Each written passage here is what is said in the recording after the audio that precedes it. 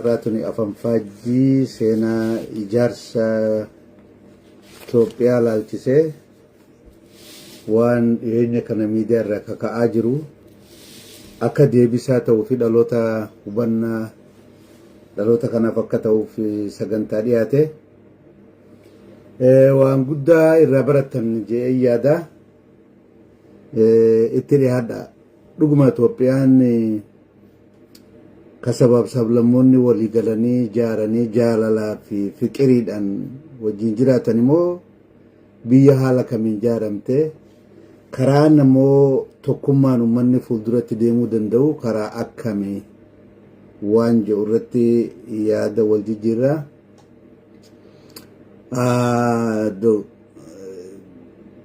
Wanniin Dr. Birhaanuu Leenjisoo waan walumaa ta'idhaan Itoophiyaan ijaaramte waan jedhu kakaasaa turanii wanni kun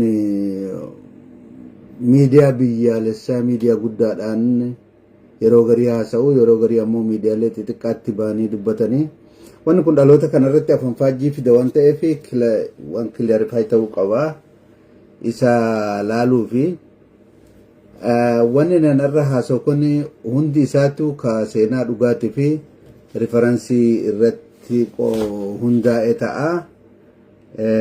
So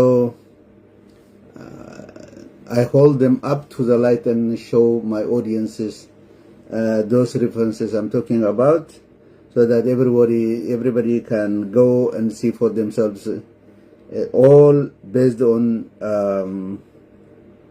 factual evidences and authentic sources, so you can, it's verifiable.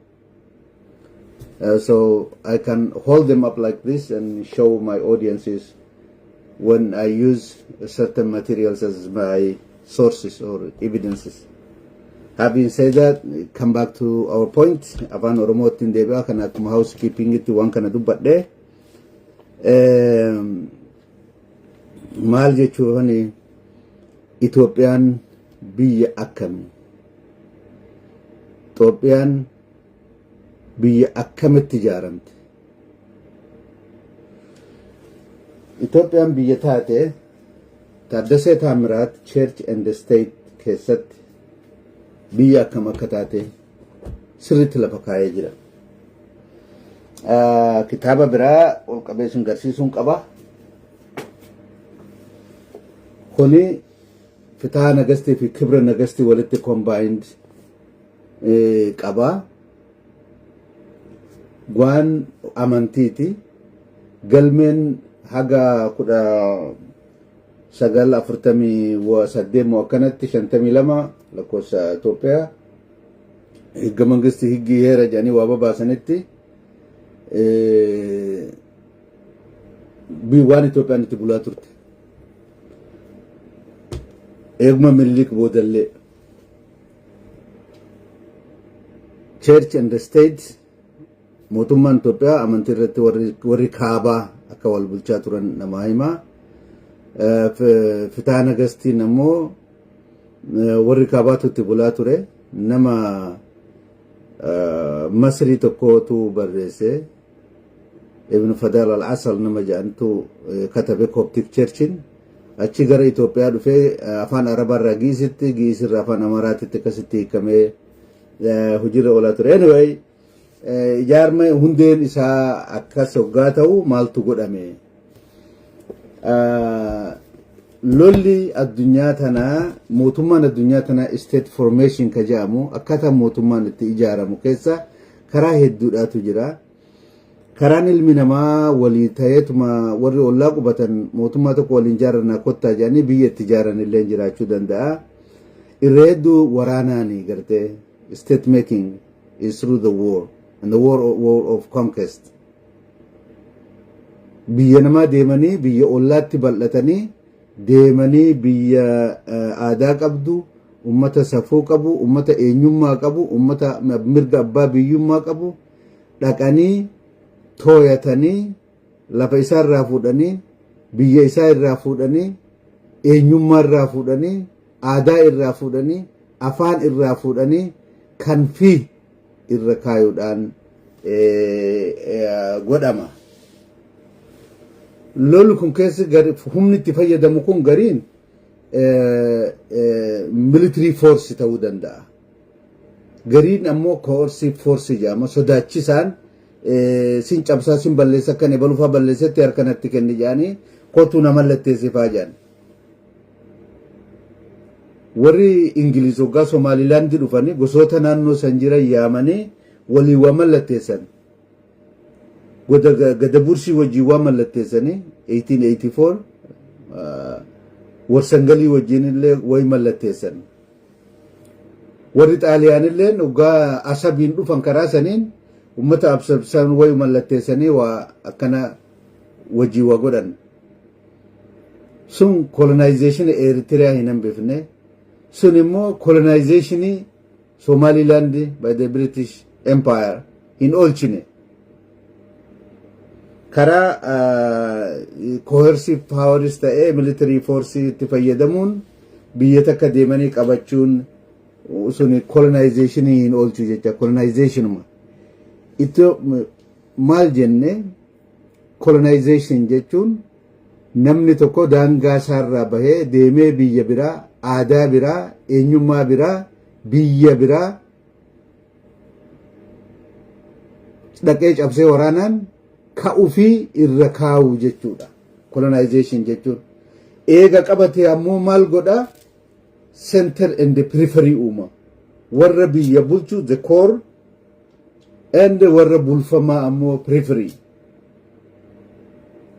Akkas godhanii resourcein biyya kanaa ni fuudhama. Biyyi irraa fuudhamte jechuun resourcein isaan qabdu buqqisanii ufii nyaatan. Ati ni agabda. Hiyyeessa taata. Bilisa turte subjectii taata.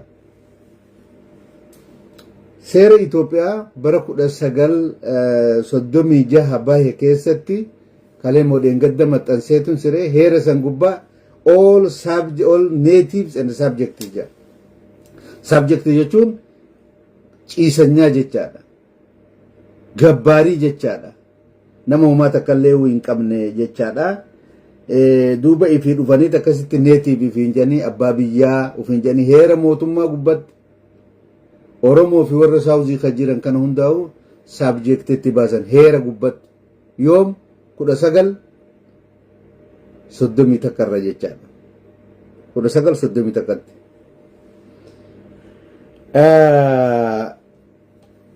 Processni isaa akkamitti jalqabe? Maaltu British colonization, French colonization fi colonization bifa biraarraa ka Itoophiyaa maaltu adda godha? Maalii wal fakkaata waan juulaa itti deebina. Dura namni jalqabe nama Sebastianos namni jaanitti jalqabe. Sebastianos kanaatu ilma isaa Abiyyee nama jaanitti dabarsee Abiyyee kana akka gara lafa Oromootitti bal'achuu projektii kana jalqabe. Akka seenaatti. Abiyyeen hoggaa jalqabu inni bara 1743 irratti Karrayyuudhaan wajjin lola godhame irratti du'e. Abiyyeen kun. Saniin booda ilma isaa Ammaa Yesuusitti dhaalee Ammaa Yesuus kun ammoo akka kitaaba kanarratti Arnold Gabriel Marcus barreessetti ummata Karrayyuu Abarrii Ituu Abbichuu lafarraa duguugee waan inni godhe detail godhee jira kitaabni kun. Kana malees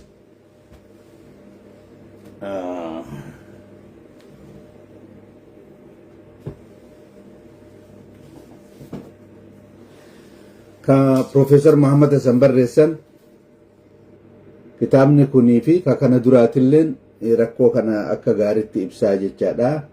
The Oromo and the Christian Kingdom of Ethiopia kitaabni joka Professor Muhammad Hassan barreessan illee waa hedduu ibsa. Egaa maalin jedhee funtana nama Abiyyee jedhan kana ka territorial expansion kana jalqabee ummata Oromoo lafarraa duguuguu eegalee akka hiree ta'ee bara 1743 irratti ummanni Karrayyuu nama kana hin ajjeesan. Abbaa torbaffaa Minilik. duubatti yoo lakkaawan Minilik irraa kaafnee duubatti yoo deemne nama torbaffaa ka ture Abiyyee kana Karrayyuun ajjeese. Karrayyuun nama kana ajjeesuun yoo xiqqaate gabrummaa uummata Oromoo lafa Oromootti babal'atiinsa warra kaabaa kana waggaa 50 yookaan waggaa 100 tursiise jecha. Odoo gaafa san milkaa'anii probably namni afaan Oromoo dubbatu lafarra hin jiru ta'arra.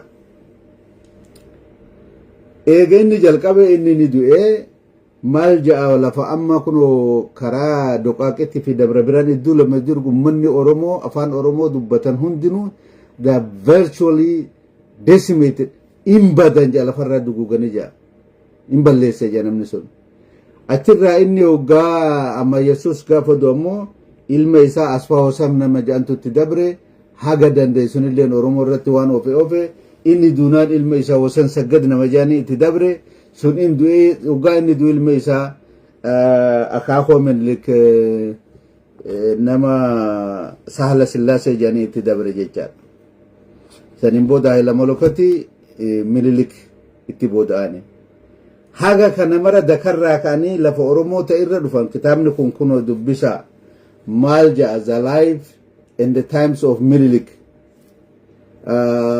from 1844 to 1913 bara 1944 irraa hanga 1943tti jireenya Minilik keessatti waan ta'e dhaloota isaarraa hanga du'aa waan inni raawwate kitaabni kun ibsa.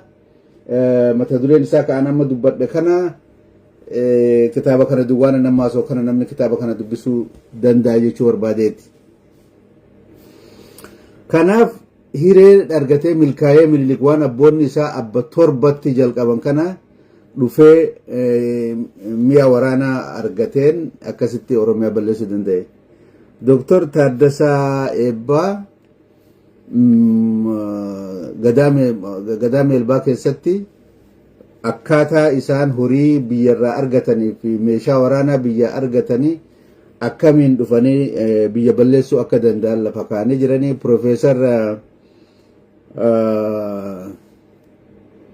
Abbaas Ganamoo meeshaa akkamiin dhufanii kitaaba isaanii seenaa Arsii keessatti mi'a akka moratanii akkamii Oromoo akka balleessan sirriitti lafa kaa'anii jiranii san dubbisuu dandeessan irra deebuun barbaadu. Haala kanaan babal'ifannaan kun ka ta'e humnaan erga babal'ifatanii maaltu ta'e? Maaltu colonizationii Awurooppaa ka Biriitanii fi ka British Empire fi French Empire irraa maaltu ka Itoophiyaa adda godha? Yoo empire jechuun namni tokko naannoo isaatii deemee aadaa biraa lafa biraa independent territory deemee humnaan qabachuu yoo ta'e colonization aadaa biraa balleessuu yoo ta'e afaanii fi gartee system of governance mataa isaanii irratti impose godhu yoo ta'e humnaan deebanii biyya san bulchuu yoo ta'e colonization maaltu hafe Minilik irraa? Clear.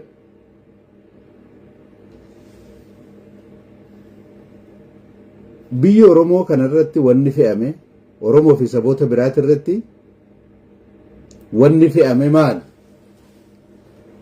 Waan hojjette keessa harka 75 safartee namaa kennita abbaa lafaa nama haaraa sitti dhufee biyya sarraa sitti dhufe kanaaf. Kana keessa lafa isaa deemtee qottaa in safartaa lafa isaallee deemteetti free service kennita jechuudha. Ka odoo siin kafalamin akka gabraatitti hojjettaaf jechuudha. Dubartiin tee deemtee bishaan waraabdi. Ati deemtee lafa qotta. Dhiirti qoraan cabsitee mataarra kaa'attee warra abbaa lafaa warra kana itti geessiti. Sirna kana fidanii dhaaban. Kun colonizationaa miti. Akkamitti waltahaniiti Itoophiyaa ijaaran ja'a Dr. Birhaanuun. Waltahiidhaan Itoophiyaan ijaaramte akkamitti jedhama? Akkamitti? Nama tokko dhufanii mataa warra akka Gobanaa Daaqeetii fi warreen kaaffaa itti haasa'uun kohorsii foorsiitti fayyadamanii nama sanuuf jala oofuun gadabursiin British Empire wajjin waa mallatteessuun bar gabrummaa jalaa isaan hin oolchine bar. Warsangaliin Somaaliyaa keessatti waliigaltee jira wajji mallattee sun colonization and olchine bar. Waraqaa akka keenyaa sanii miti formal documentii walii mallatteessan. Suni gabrummaan olchine bar. British colony jecharraa nan bifne bar Somaliland. So kanaaf fundamentally wanni Professor Dr. Birhaanun dubbatan waan dhugaa takkallee hin qabne waan seenaa lafarra ture wajjin waliin qabanne waan dhaloonni kun beekuu qabuun suni yoo Itoophiyaa tana dafanii fuudhanii gara empaayeratti jijjiiruu barbaadan yookaan gara xaqalaa gizaatti deebisuu barbaadan bring it on na dhaloota burjaajessuudhaaf hin rakkatinaa jechuun barbaadeeti.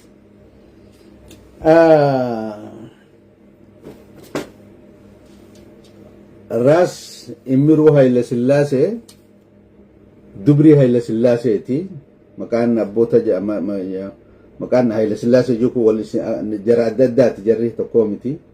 Ras Immiruu jechuun Iyyaasuu fi Haile Sillaasee fi nama kana namni beeta mangistii keessatti Itoophiyaa dhaalan aangoo Itoophiyaa jedhanii goji guddisan mooraa Minilik keessatti warri guddifame warra kana kun isaan keessaa tokko kun harkuma isaaniitiin maal akka godhan Harargee bahaa tana keessa gaafa ture maal akka dalage ummata jaarsoo irratti waan inni jaarsoo kennanii fi gaafa warri Minilik warri Ras Mokonnon gara Harar ol deebi'an fuudhanii isa achi kaa'anii asin dura dubbadheen jira waa'ee jaarsoo irratti waan isaan dalagan deebi'ee ammas yeroo guddaa balleessuun barbaadu diiteelii akkatti dhiira qoraan cabsisiisan akka dubartii itti akka midhaan itti safarsiisan akka maal warri afaan Amaaraa dubbatuuf ummanni isaan gaallaa jedhaniin maal tahaa akka ture keessattuu Harargee bahaa keessatti waan dalagamaa ture taakseeshina Arsii fi Ituurraa adda ta'e irratti fe'anii ka Arsiileen ulfaataa ture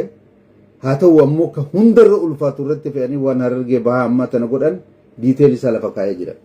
Kitaabni na bira jiru kun hin dhumu. Kun immoo ka wanniiti ka Asmaa Gorgisi. Waanuma na bira jiru isinitti ol qabee fixuu hin danda'u. Haile Sillaasee's War by Tony McClure. Amma kanaan isin rakkisu kitaaba isinitti ol qabaa olee numa naasa'a. Duuba kanaatu hojjetame.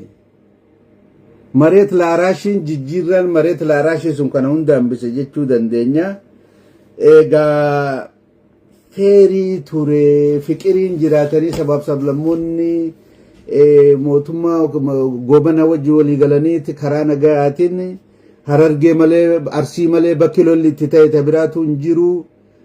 Wanni hundinuu karaa nagayaatiin ta'e Itoophiyaa walumaan ijaaran Minilikisii warri keenyallee Minilikii wajjin deemanii ijaaranii maal waan jedhu haasa'e Dr. Birhaanuun waan dhugarraa fagaate. Goobanaan Oromoo wal lolaa ture.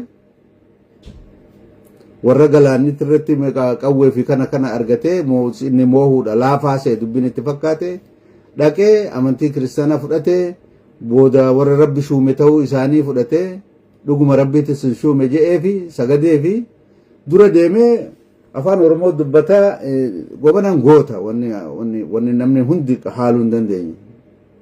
Nama lolaati. Smart akkatti diina rukutu ni beeka. Minilikii odoo isin argatanii Itoophiyaa tokko godhuu hin danda'u. Is a war machine. Ruthlessly warra kibbaa uummata gurraachota wanni dhaa kana hunda isaattuu harka kennisiisee sun waan haalamuu miti. Haa ta'u malee immoo waa tokkollee qabaatee odoo hin taane du'allee du'a saree du'e. Oromollee akkasitti fidee sirna kana jala galchee sanarra akka nama biyya nu jaaree waan jedhutti akkasitti fudhanii waan faarsan hin qabu. Biyya ijaaruu fi biyya ijaaruuf jechuun maal jechuudha dura?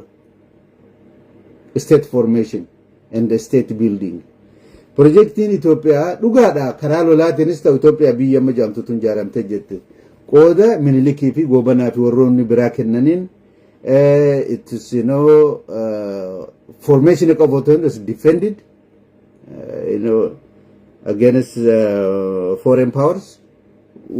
Biyya tana tursiisuu jaaruu fi tursiisuu keessatti gatiin kafalamee jira. Sun dinaay godhuun hin danda'amu. Sun dhugaadha sun. Gatii kafalee jira Oromoon. Garuu kana waan ta'eef state formationiin ijaarsi mootummichaa ijaarsi sirnichaa qajeelaadha biyyitun biyya teenya abboonni keenya waan hojjetan irraa fuunee uf dura deemnaa jechuun qajeelaa miti. State formation jechuun mooraa horii akka horiitti mooraa ijaaran dallaa keessatti horii ijaaranii mooraa keessatti horii ittifatan achi keessa bula achi keessa bobbaafatta achitti deebitee galfatta mooraa jechuun state formation jechuun biyyi sun haga gara state building projectiin sun gara formation irraa gara building itti deemtutti jedhu. Itoophiyaan haga amma state formation keessatti stuck taatee jirti. Haqa badee jira achi keessatti. Deemanii gaafa dhufan san aadaa balleessanii, eenyummaa balleessanii, seenaa balleessanii, biyyallee nama dhiisiin nama biyyallee maqarraa jijjiiranii wanni kun cufti sirrii miti waan jiru irratti walii galuu barbaachisa.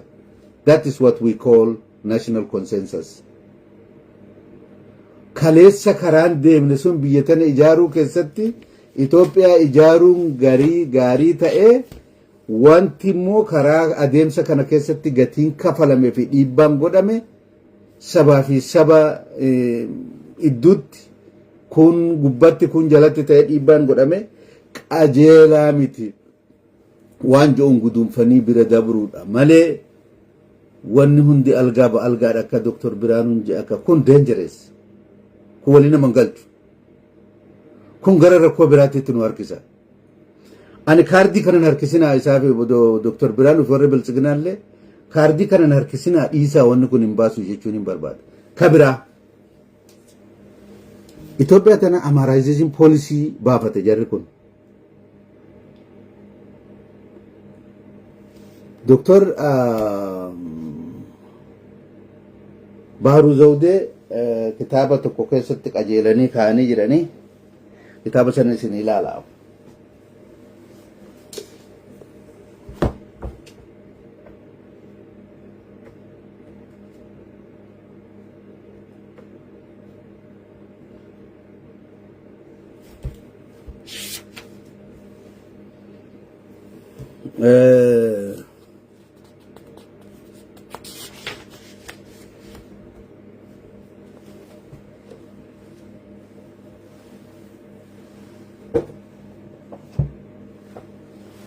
Kuno kana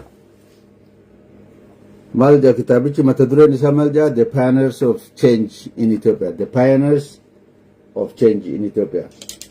Kitaba kana keessatti akkamitti Oromoo akka Christianize akka godhan akkamitti wataadara keessatti akka Oromoo guddinaan fidan akkamitti akka afaan Amaaraa Oromoon akka dubbatu akka godhan akkamitti Itoophiyaan tun afaan tokkicha yoo dubbatte malee hegereeshii qabaachuu akka hin dandeenye jiiteelii lafa kaanii Minilik nu garsiisee jira fakkeenya nu ta'ee jira Balcha Abbaa Nafsoo Amaara godhanii Goobanaa Daacee Amaara godhanii Gabayyoo Gurmoo Amaara nu godhanii Minilik fakkii nu kaayee jira akka fakkii kanaatti gara wataadara jeneraala fi kanatti Oromoota olfinnee dubartii Amaaraa akka fuudhan afaan Amaaraa akka dubbatan goone so orthodox Christianity qabatanii akka deeman godhuun hedduu nu gargaaraa kanaafu Amaarization policy kana baafneetiif na jini hayyuun kun qo'atee Haile Sillaaseen gara biyya Faransaay ergee nama kana Tadlaa Hayilee nama jedhamu deemee education policy keessatti akkamitti akka amantii Kiristaanatii fi wanni Amaarization akka babal'isan Faransaaytu biyya saba hunda balleessee tokko uume kanaafu state akka Faransaay Itoophiyaan akka taatu afaan Amaaraa ta dubbattuu fi taammoo amantii ortodoksii qabdu akka taatu qoratee akka deebi'u erganii waan fide deebi'ee mootummaa Hayilasillaasee kennee state education institution keessatti wanni sun kaayame by design nama amaaressaa turan. Kuno kitaabni The Pioneers of Change in Ethiopia Professor Bahru Zawdeeti kan barreessan. Duuba ofirraa haasawaan jiru isin jechuu kiyya.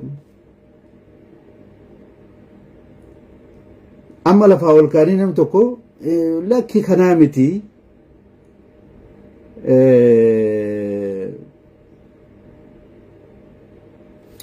waltayiidhaan gobanaa wajjin wanni akkasiin jiru kabiraa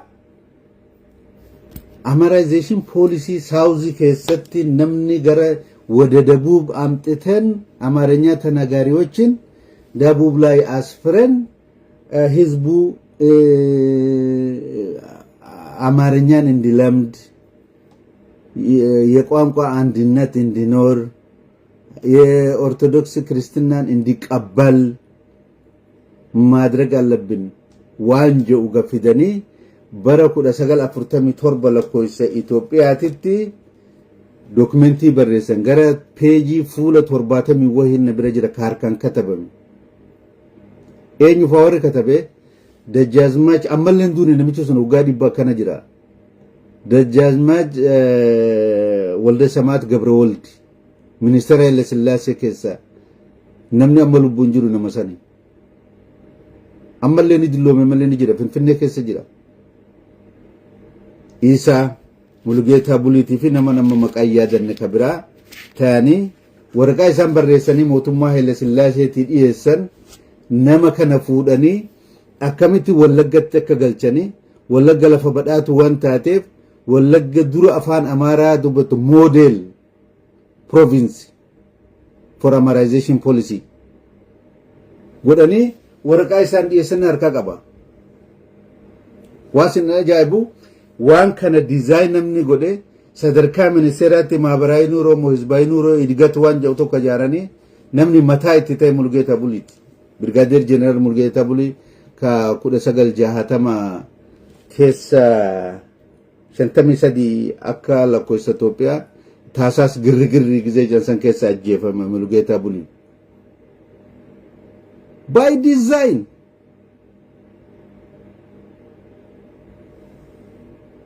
ነማ ከነ ወለገ ቁብሲሱ ዳፊ ደመኒ ጃርሱማ ወረ ዌስት አሜሪካ ፊ እንግሊዝ ከዳቴ ዳብናን ደሜ ማርሻል ቲቶ ጃኒ ነምቸ ተኮቱ ጅራ ከዩጎዝላቪያ ሳይባ ኢሳቲ ኢሳወጅ ወልተ ሶቪየትራ ወርሰን ሶሻሊዝም ጊዜ ሰኒ ተውሌ ጃርሱማ ከራ ማርሻል ቲቶቲን ሩቢሊ ራሽያ ኩመ ዲባ አፍሪ ፊ ሸንተም ልቂ ወሪ ጋፈሰኒ አርገተን ወለጋ ዲፖፕሌት ጎዱዳፍ ወለጋ አማራይዝ ጎዱዳፍ ጉቱት horii liqii gaafa san argame kanaan warra kaabaa fidanii wallagga irra qubsiisuudhaa fi wallagga afaan amaaraa akka dubbatu dura lafti badhaatu waan taateef misooma warri kaabaa dhufe akka irratti jabaatan horii deeggarsa liqii biyyattiiti warri afaan amaaraa dubbatu liqii sabni Itoophiyaa kafaluun akka dhaqanii wallagga irra qubatan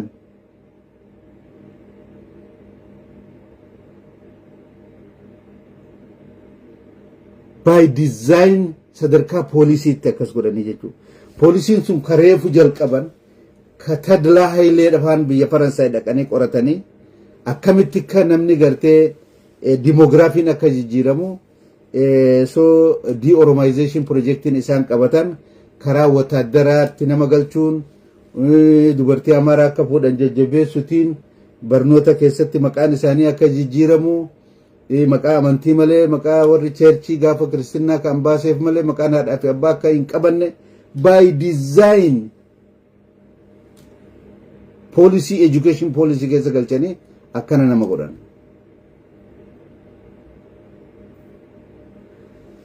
Gaafa kana paarlamaa Itoophiyaatti sagantaa kana dhiyeessan sadarkaa guutuu biyyatti warra kaaba Gojjamii fi Gondarii fi lafa hafte keessaa fidanii Tigreelleen afaan kuush barachuu waan hin dandeenyeef jedha. Dokumentii jabar kitaaba gubbaa jira waan siyaasa kitaaba Profeesar Baharuu Zawdee kana gubbaa jira. Warri Tigrootalleen dafanii afaan kuushin baratanii itti ulfaata. Kanaafuu dhaqanii yoo Wallagga Amaaraa wajji safaran human qabu.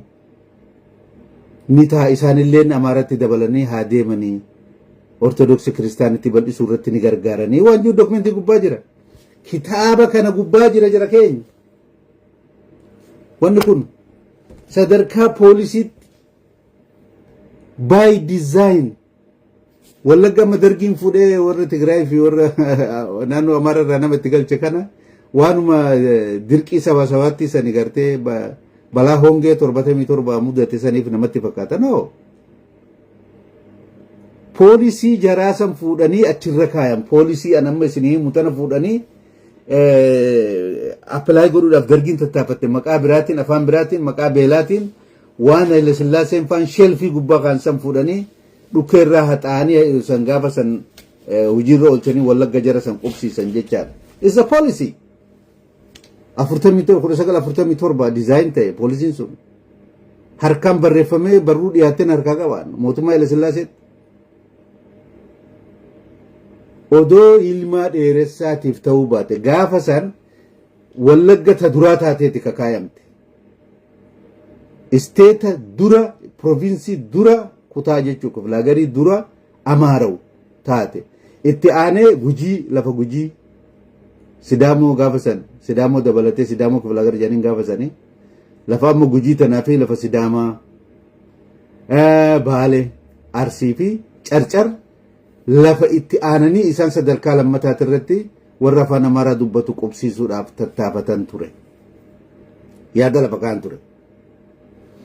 Maaltu isaan mudatee Rabbi nu oolchee waan sanirraa Haile Sillaaseen godhuu danda'a ture.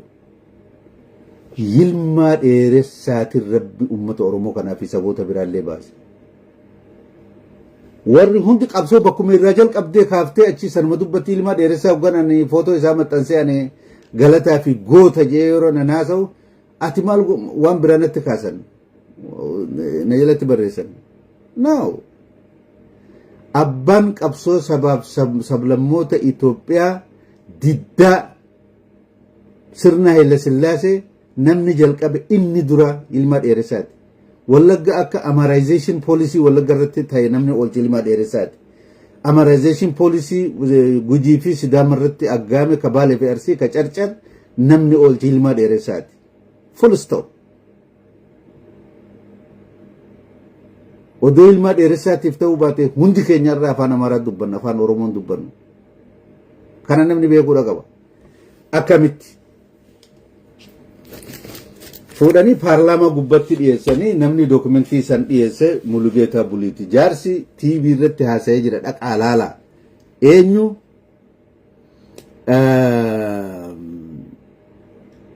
Walda Samaat Gabrewoolti. Deema interview isaa jira dhaqaa laala. Ilma dheeressaa sagantaan irraa kun hin dheerata abbaan feetan dhaggeeffadha abbaan feetan dhiisaa. Rekoordii irra haasinii taa'u. Ilma dheeressaa gaafa Xaaliyaan bahe sani nuti deebinee Habashaa jalatti hin dachaanu akka Oromootitti bulchuu qabna jedhanii warri South West warri Kibba Lixaa Jimmi Leeqa warri Iluu Abbaa Boor qeellamis dabalatee jecha kiyya walitti dhufanii mootummaa South Western Oromoo Confederacy waan jedhamu tokko dhaaban. Gaafa san Abbaa Joobirii fi Kumsaa Moroddaa Dajjaazmaach Gabre Egzaabeer jedhaniin isaanii kana ta'anii warra Ilibaaburii wajji wal ta'anii mootummaa ijaaran. Pirezidantiin isaanii Kumsaa Moroddaa akka ta'u ilma Kumsaa Moroddaa Habta Maariyaam Gabre Egzaabeer yookaan Bisaa Kumsaa akka ta'u godhatan. kumsaa miti abta maariyaami namni jiru yeroo san dajjaazmaach ka leeqaa jecha ilma kumsaa morodaa abta maara gabra egzaabeer yookaan ambisaa kumsaa morodaa pirezidaantii godhatanii gaafa isa warri xaaliyaan gaambeellaa jira gaambeellatti ilma dheeressaa delegeeshiniin ilma dheeressaatiin hoogganmu dhaqanii gargaarsa British gaafatan jechaadha. Establishii of godhanii yeroo san keessatti waan hunda diriirfatanii kataa'an booda xaaliyaan cabuu danda'e. Xaaliyaan waan san hunda irra aanee balleesse. Warri Ingilizilleen booda injifannaan Haile Sillaasee fidanii kaayanii gaafa achirraa galan ilma dheeressaa balleessuun barbaanne ministeera godhanii baay'inoomiinsi ilma uumaa godhuu hin danda'an ture walumaan hojjechuu malee gaafa kun backgroundidha ilmaan ilma nama dureessaati ilma nama beekamaadha highly educated nama warra westii biratti akkaan beekamu uumaa godhuu hin danda'anii mootummaa Haile Sillaasee caalaa ilma dheeressaatu dhageettii qaba mootuu warra alaa biratti warra British Somaliland birattis Amerikaa fi Ingiliz birattis isa dhageettii qaba uumaa godhuu hin danda'an ilma dheeressaa san caalaa waa godhuu danda'a osoo barbaade ilmaan amma gaa dubbitti deebina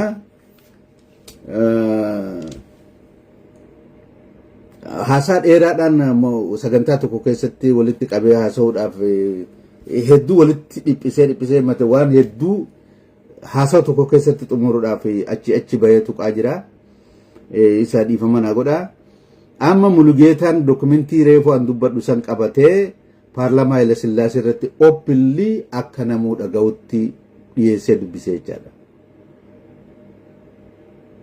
Ibidda tufe ilmaa dheeressaa bamaan hagar wallaggarra nama qubsiifnaa akkatti maallaqa argannee jirra liqiidhaa wallaggarra qubsiifnee namni afaan waraqaan akkana jetti na harkaan qaba waraqaa hizbuu indii salaxin amaariyoo keessa qubatee in salaxanan jecha amaarinyaa ቋንቋን እንዲለምድ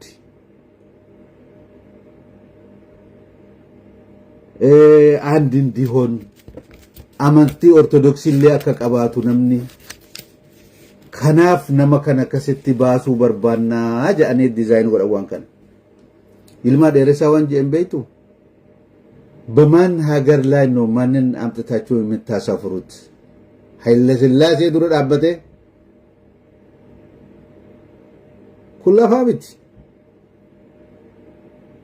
በማን ሀገር ላይ ማንን አምጥታችሁ ልታሳፍሩ ነው ጀን ፓርላማን ሥላሴ ሊዲገም ወሪ ወላይታ ለፋካኒ እየን ኢሳን ለንሳውዚ ከነ ከሰ ጅራ ዋንተ ወሪ ሶማሌ ለፋካኒ እየን ሶማሌ ዮ አከነ ፍደኑቲ ጫካ ሰነ ደገለ ሰነ ሎላው ጃኒ ኦኤልኤፍ ጃርማ ጃው ተኮ ጃራን ኦኤልኤፍ ኦጋዴን ሊበሬሽን ፍሮንት ኦኤልኤፍ ያባኦ ከኦሮሞ ከናምቲ ጋበሰን ጃርማ ዱራ አችራ ባኒቲ ኢሳንለን ዋን ፈዲዶ ተከታ ኦኤልኤፍ ጃምቱ ጃራን ሰበብ ከነራ ከካኒ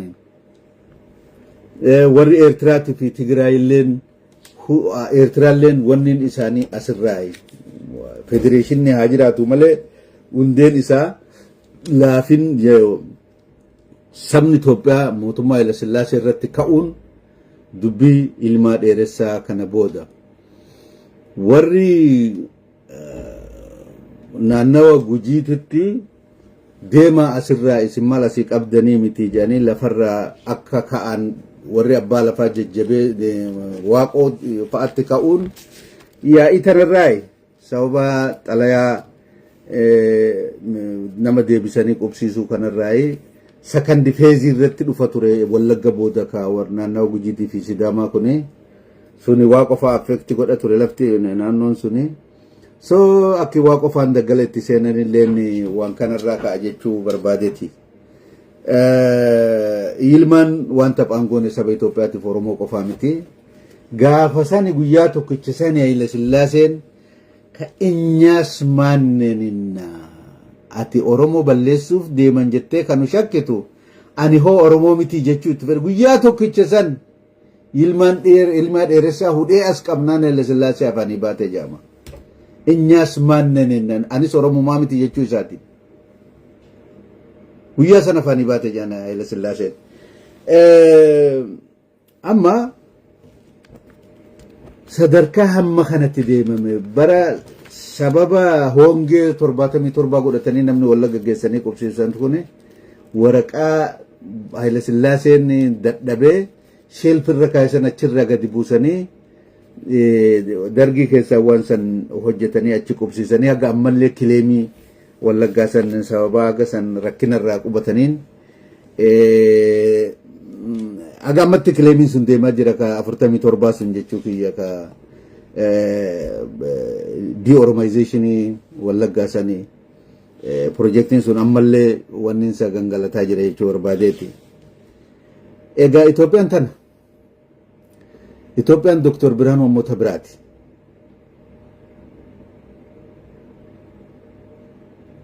Kanaafi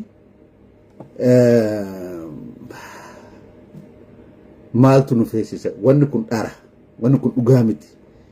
Yoo ejjennoon Dr. Birhaanuun amma qabatee deemu kun ejjennoo biltsiginnaa ta'e hin baasu dhiisaa wanni kun. Balaa biraan haadhinaa. Waan biraan haadhinaa dhiisaa waan kana. Odo haatu lukkuun haaduu fi hin qaltu baaftee jette Oromoon. Biyyi tun gahaa rakkattee jirti. Social problemin biyya tanaa hedduu hamaadha.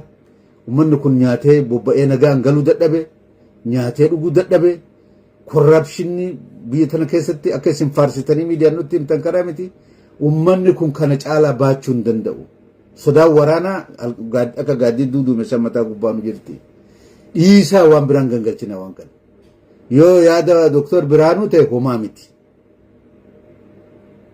Yoommoo yaa waan biltsiginnaan qabattee deemtu yoo ta'e wanni kun daafaansaa guddaadha. Waan kana gangalchina dhiisaa. What is the way forward? Kamitti uf dura deemuu dandeenya? Karaan uf dura deemuu itti dandeenyu as keessaa baanee tokkumaa fi tokko qofa. Wanni asiin dura dalagame kun miidhaa sabootaa fide, miidhaa aadaa fide, miidhaa eenyummaa fide, miidhaa hedduutu ture. Sirna dabre keessatti waan jedhu documentii official documentii gubbatti agreement irra dhufuu qaba, national consensus. Sanirra ga'uu qaba uummanni Itoophiyaa. Yoo qaamni tokko keessaa didallee dokumentoonni sun fuudhamtee gara uummataa deemtee official position biyyattii ta'uu qabdi kan nama tokko odoo hin taane. Saniin baa that is part of the reconciliation process. So sun jechuun state building jechuun akkana biyya ijaaruu jechuun. Kun mooraa ijaaranii horii keessatti walitti qaba state formation. Itoophiyaan ammallee bakka Minilik irra dhaabesan jijjiiramni haa jiraatu malee jijjiirama gurguddaatu ta'e gaafa 74 mangistuun faan jijjiirama guddaa fidanii 91 illee jijjiirama ta'e ammallee jijjiiramni ta'aa jira amma that's a reality kana ani dhoksuun barbaadu warri amma aangoo irra jiran kunillee waan jijjiiran qaban garuu hundeerraa state formation irratti rakkoo turte hin jijjiiramne. Empire ammayyuu Itoophiyaan empire warra jedhanii wajjin jiran garuu we are still struggling with imperial legacy,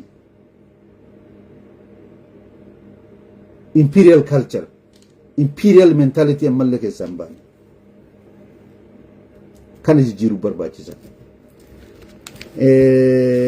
Wada qadmoo tallaaqinatu waan nimmallasaalleen watakaa'uun nimmallisaataalleen jechuun karaa fuuldura nama oofuu miti. Karaa nama Dr. Birhaanuun eegalan kun dangerous. Yoo illiitiin educated illiitiin Oromoo biraa sarkilii kana keessa seenanii warri biltsiginnaatis kana gangalchaate kun ta'uu qabu. Hin danda'us. Hin ifaajinaa uf duuba nu deebisina karaa dheeraa dhufne bakka amma jiru tanarraa uf dura deemuudha kan feesisu. The educated elite and the politicians mooraa qabsoo Oromoo warri jirtan warra mootummaa keessa jirtanii fi alallee warri jirtan uf dura deemuu kan baasu malee uf duuba deemuu miti. Wanni Dr. Birhaanuu nama haasan kun is dangerous and counterproductive. Dhiisaa waan kun hin baasu. balaa biraa fida daafaan isaa guddaadha jechuu barbaadeeti. Namni kun seenaa ni beekamu. Biyya Oromoon gadaa isaatti dhabe, biyya Oromoon aadaa isaatti dhabe, Oromoon amma aadaa namaa fudhatee kun ofii walajjeessaa jira. Oromoo walajjeessuun agarreemte takka umrii teenya keessatti. Oromoo horii namarraa fudhatee murtii dabaa namatti muruu hin dhageenye nuti. Poolisiin keenya godhaa jira biyya keessatti. Abbootiin seeraa godhaa jira horii nyaatanii waan fedhan godhan. Murtii jallisuun Oromoo biratti irbuudha. Wanni marri dalagamaa jira. Wanni kun amma ka dhaaba tokko ka dhaaba lama odoon taane maal ta'e wanni kun societal ta'ee jira rakkoon kun amma. It's deep rooted societal ta'ee jira. Rakkoo hawaas dhaloota dhabnee jirra namni badee jira amma. Dhaaba kana baaftee ka biraa fiddee achi keessallee rakkoo dhalootaati amma. Korraapti taanee jirra. Haqa malee wal ajjeesuu barannee jirra. Societal problem ta'ee jira already. Waggaa 34 barri Ihaadig aangootti dhufe kana laalchisee balaan aadaa keenyarra ga'e seenaa keenyarra ga'e miidhaan haganan ja'amu. Haayila Sillaasee jaratti Oromoon still gaaddisatti bula. Wayyaanee jalattillee gaaddisni Oromoon banne. Oromoon karaatti ba'ee waliin ajjeesu rasaasa walitti dha'ee. Oromoo kasaa amma biyyatti dhalate keessatti nama abbaaf haadha beeku Oromoon rasaasaan dha'ee wal ajjeesaa jirra. Already biyyi tun dandamatti nama dirmatuuf feeti. Dandamachiisuudhaaf hojjechuu qabdan malee isin warri amma biyya harkaa qabdanii gara of duubatti nu ofuun qabdan. Harka keessanitti wayyaanee wajjin ta'e wayyaanee asis wanni taamaa jiru balaa guddaadha. Wanni kana saba kana mudate baay'ee badaadha. Waan Minilik Haayila Sillaasee Mangistuu Hayilamaariyaamii fi Mallas Zeenaawi combined hin ta'in harka keessatti waggaa 7 keessa ta'ee jira. Saamichi yeroo waggaa 8 kana keessa. Namni kamarratti karaa gubbaa qabamee milishaan abbaan fedhe karaa keessaa qabee nama ajjeesuun bara kana agarre. Wanni amma eegaltan kun hin baasuu dhiisaa. Biyyi tun rakkoo guddaa qabdi. Waraanas yoo ta'e geopolitical tensioniin kunoo akkasitti overheat ta'ee nama balaa guddaa dorrobaa jira. Rakkinni keessaa ka hidhattoota adda addaati wajjin jiru hin jira. Hiyyumti ni jira. Developmentiidhaaf waan isin gootan ani dinaa hin godhu. Magaalaa Finfinnee tolchuu, magaalota tolchuu, qamadii karaa agricultural mechanization fi jibbaata godhamaa jiru. I don't deny. Jijjiirama taa'amaa jiru. Garuu populationiin Itoophiyaadhaa peesii amma misoomni itti deemaa jirre isin jettan kana bira kutee jira. Duraan exploded ta'e uummanni Itoophiyaadhaa guddatee wasanaa ba'e. Wanti xiqqaa asiif achitti godhaniin waan uummanni kun hedduu baay'eedha uummanni isaa. To'annaa irraa bahee jira heddumminni uummata Itoophiyaa. Waan hojjanne isin jettan kun waan lakkoofsa uummata kana wajjin walgituu miti. Fagoodha. Bara gadaa keessanii qaan hokkan of doon taa'in akkatti double digit guddanne maal jecha balaan kun hundi bara wayyaanee illee nurra ture. Sanillee keessuma turtan isinii. Ammallee taanaan uummanni isaan gadiin irra inneen guddate. So rakkinni beelaa ni jira, rakkinni bulchiinsa gaarii ni jira, lakkoon korraapshinaa, ka murtii haqaa dhabiinsaa, ka lubbuun namaa gartee wabii dhabdee akka malee kararraa namni qabee milishaan nama ajjeesu, rakkoon hidhattoota adda addaati wajjin keessaa wal lolu, geopolitical tensioniin ollaa keenyaa fi fagoorraa nurratti aggaammatu akka malee uummata kanaaf sodaa uumaa jira. Haala kana jala teessanii waan balaa biraa fiduu danda'u. Carelessly akkaataan Haayila Sillaaseen itti Federeeshina Eertiraa balleessee rakkoo kanaaf biyya saaxile akka amma isin itti deemtan kana. Wanni kun balaa qaba. Daafaan isaa guddaadha. Hin baasuu dhiisaa. Dhugaamillee miti. Dr. Birhaanuu obboleessa keenya wanni amma eegalte kun waan balaa guddaa Itoophiyaafis yoo waanuma ati yaaddu qofa ta'e yaada kee yaadumaan morminaa uumaa rakkinaa miti. Yoo immoo official positionii bilchiginnaa ta'e ammoo daafaansaa hedduu badaadha. Of duuba nu deebisaa. Biyyi tuni Itoophiyaanis ta'e sabni Oromoo hundinuu sabnoonni Itoophiyaa keessa jiran kan isaan feesisu gara duraa achi deemudha. karaa duraa deemuu national consensus building malee gara state building deemuudha boqannaa state formation kan minilik irraa qabne haga ammaa xumuramuu dide kana xumura itti godhuudha malee uf duuba deebi'anii waan amma Dr. Birhaanuu gangalchan kana gangalchuudha miti.